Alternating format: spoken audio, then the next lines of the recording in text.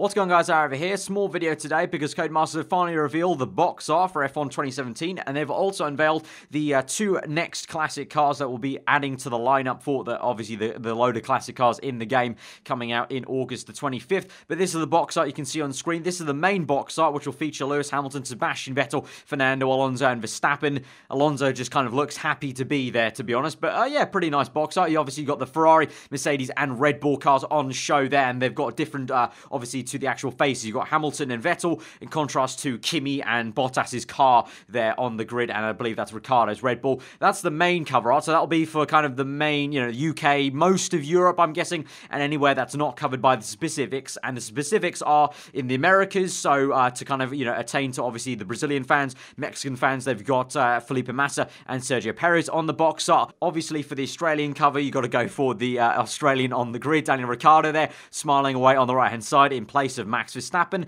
And then they've actually got a specific one for Belgium and Netherlands, kind of, because they've got Max Verstappen anyway on the right-hand side, but instead of Alonso on the left, it's actually Stoffel van Dorn, obviously, who's from Belgium. So that's the four different box arts from F1 2017. Let me know what you think of it. I've seen there were quite a few concept arts of in the recent weeks on like Instagram and everything like that flying around of box art. So let me know if you maybe link any kind of ones that you think were better than maybe the official one. I to be honest, it doesn't bother me too much. It's just the box art that you're not really going to look too much at the end of the day. But anyway, I guess some people get excited about that. But anyway, more to the kind of pressing matter of the actual kind of game news, which is the two next classic cars. The 1992 Williams FW14B, obviously very, very famous classic car. Obviously the one with all the active suspension, and it only just ran for the first time in ages at the Williams celebration event that I actually went to and vlogged. There'll be a link in the top right if you did miss that vlog. I went over to Silverstone to go vlog that experience to kind of celebrate the classic Williams cars,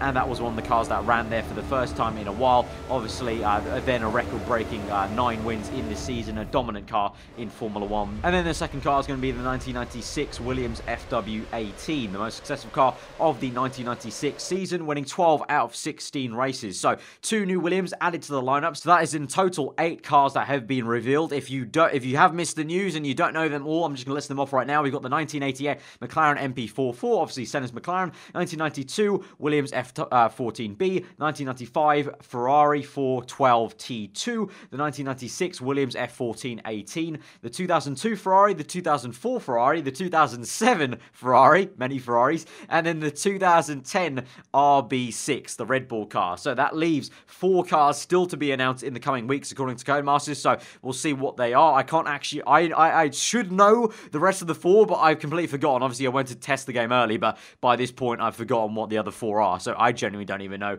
at this point. I can't remember. But yeah, let me know if you're excited by those 2 Williams cars. Obviously, for me, the 14B is going to be very, very interesting to drive with the active suspension. That's just it's not a feeling that has been used to any of us as of recent F1 cars. Obviously, it's all kind of fixed suspension, but that was just a technological masterpiece at the time, and that's a reason why it was so dominant. Obviously, active suspension, that's a huge game changer in terms of F1, in terms of being able to adjust completely on the fly. We've seen kind of passive suspension systems like the Frick system back in the 2014 season, where eventually they had it banned because Mercedes, they felt the advantage was too strong with cars like Mercedes. And obviously, as recently, Red Bull had to change their suspension at the beginning of the 2017 season because they couldn't use the kind of spring system they're using at the front of their suspension arm. So suspension's been quite a kind of talking point in recent years in Formula 1, but that was kind of probably the most famous car for active suspension there, kind of a living, breathing car, if you will. When I was there at Silverstone, it was kind of moving on itself while it was parked in the garage.